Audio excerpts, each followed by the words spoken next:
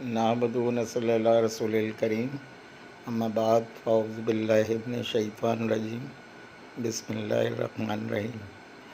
تمام دوستوں نے جنہوں نے میرے لیے دعائیں کی، میں سب کا مشکور ہوں، اور تمام اپنے دوست احباب سے اپیل کرتا ہوں کہ اس کو خدا را کرونا کو سیریس لیں۔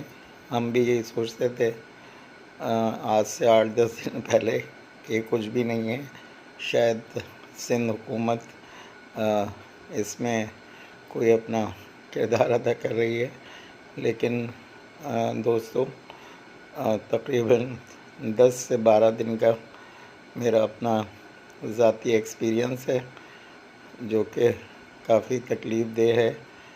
تو آپ سب لوگوں سے دعائیں ہیں کہ آپ لوگ کوئی جلد بازی نہ کرو۔ اللہ تعالیٰ نے اگر زندگیاں دی ہیں تو یقینی طور پر سب اللہ تعالیٰ سب کو اپنے حفظ و امان میں بھی رکھیں۔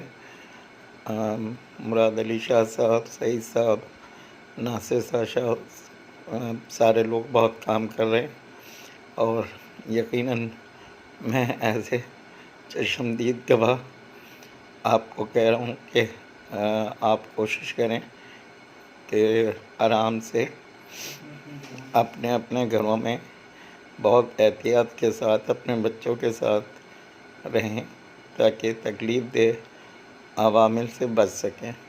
یقیناً آپ کی تھوڑی سی احتیاط آپ کی پوری فیملی کو اللہ تعالیٰ اپنے حفظ و ایمان میں رکھیں۔ بہت شکریہ۔